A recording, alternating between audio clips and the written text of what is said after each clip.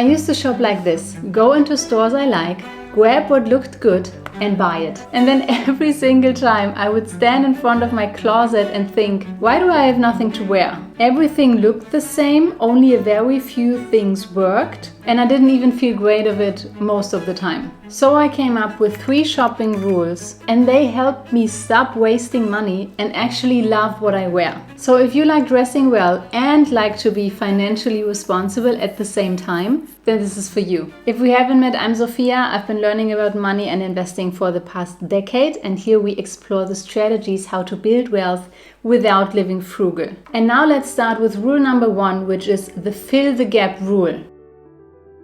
Do you know this feeling when you go out shopping and you look for the same things over and over again? Yeah, I'm totally guilty of that. For me, it was white blouses or off-white tops. But then I found myself in front of my closet having a lot of white or off-white tops, but a lack of bottoms to wear them, right? So now, when I'm out shopping, I ask myself, okay, where is the gap? Are there any pieces I do not have yet, but I would need in order to complement what I already do have? Sometimes I do that even before I go out shopping. So when I know I'm going to be somewhere where I can shop, I start thinking beforehand, okay, I have so many white tops, I need trousers for those tops. And then I keep thinking, okay, what cut, what color? So ideally something that goes with white or off-white. And you may think, okay, everything goes with white, but I would probably try to avoid black because it's a very sharp contrast between black and white, right? So sometimes I love a good color block, like today. But sometimes I also like to have smoother colors. Do you know what I mean? Another example I can think of, recently I was planning on what shoes to buy. And I was looking at a pair of black loafers, like very classical black loafers. But then I realized,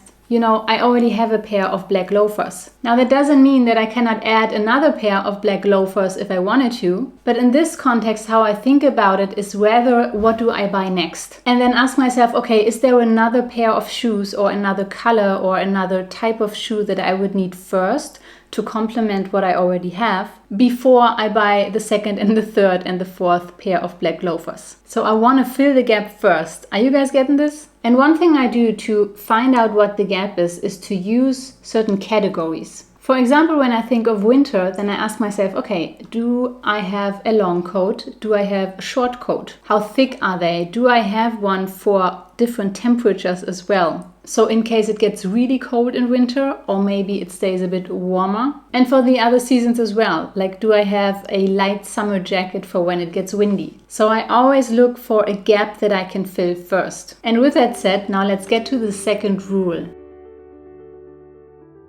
A rule I use when I go out shopping is the test small rule. Now these days when I go shopping, I rather go for expensive items, which at the same time means, okay, when I buy, I really do need to be committed. And so if I'm not really sure about a certain thing, sometimes what I do is I test small. Because, you know, I don't want to spend hundreds and hundreds of dollars on a thing where I don't even know if I'm going to wear it, you know? And one example was a cropped top. Now this is a top that I bought from Zara. I'm gonna be honest with you, I only have like 4 or 5 pieces from Zara. You will learn later why. But I had never really worn a cropped top like this before. You see, this is pretty short. And I wanted to see if I would even wear it, and also for what occasions and what I would wear it with. And because I didn't want to put a like $100+ crop top in my wardrobe not being worn, I tested with a like cheap version first. Do you know what I mean? And now I know, okay, a crop top suits me. I also wear it, for example, in summer, and it also fits nicely under a jacket, and it also fits with all the high waist pants that I have. So now if I wanted to go out and buy another one, I could go for a higher price because I already know that I'm gonna wear it, right? And I have another example.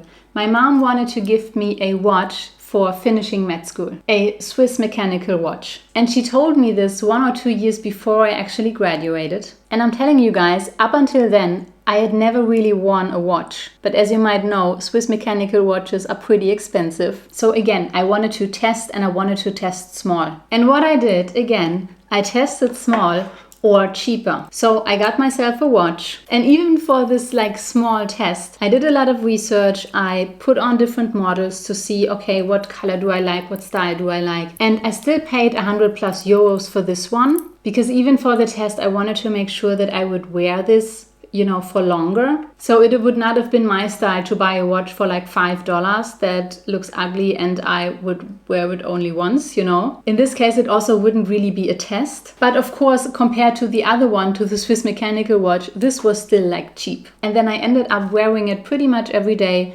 I got used to it pretty quickly, and now I almost feel naked when I don't wear a watch. But I didn't know that before, right? So this was a great test to find out if I would actually wear the real one. Alright, and now before I continue with rule number 3, I wanted to let you know that I'm hosting a free web class where I share all the strategies that I used to build a multiple 6-figure net worth on a 5-figure salary and without living frugal. It's called Financial Freedom Web Class. If you want to save your spot, there's a link down below. Alright, and now let's continue with rule number 3.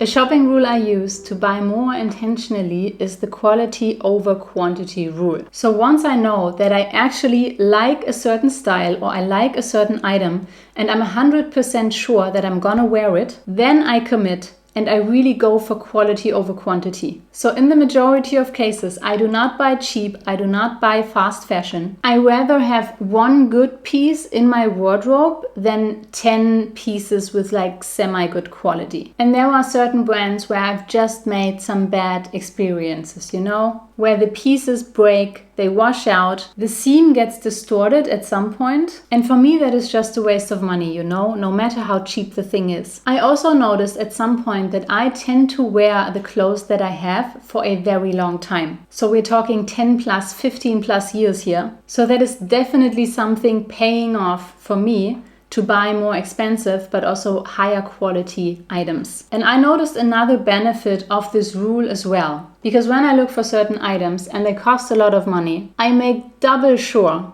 that I 100% like it and it fits 100% with the rest that I have, So, we should value what we have either way, right? But when it costs a lot of money, then we value it even more because that's just the way it works. Money is a form of value, right? And we measure the value of a thing by what it costs. This is one of several different aspects, right? So what I want to say, I just find myself say no more often to things that are more expensive than I do to things that are less expensive. And it's not just a question of price, right? It's also a question of sustainability, because the fashion industry is one of the most damaging sectors worldwide when it comes to environment. And so to buy one thing very intentionally and then keep it for a very long time, I think is not just good for us, it's also good for the environment. And when I want to really make sure that not just the quality but the piece itself is worth it, I also check if the thing fits my body shape. Now, this has been a huge game changer in how I look in my clothes, how I feel in my clothes, and also how I shop for clothes. You can learn all about it in this video here. And now, happy intentional shopping. Thank you for watching this far, and I'll see you in the next video. Bye bye.